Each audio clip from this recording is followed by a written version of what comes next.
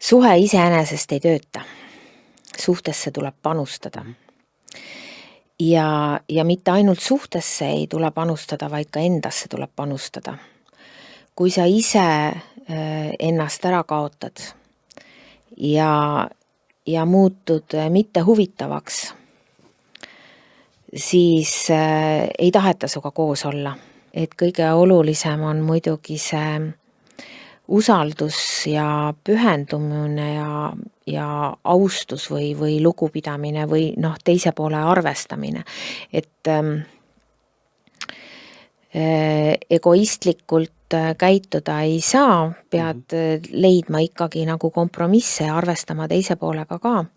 Aga samas, kui sa ainult teise poolega arvestad, siis kaotad ennast ära, surud ennast maha ja muutud ebahuvitavaks.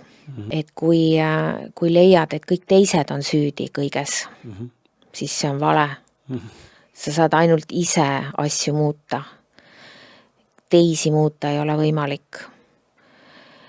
Ja avatud vestlused on hästi olulised. Muidugi iga suhe, iga partnerlus on täiesti erinev, et siin mingisuguseid copy-paste variante ei ole võimalik teha, et vaata ennast ja tee üllatusi ja mõtle huvitavaid tegevusi ja leia koos toimimisi ja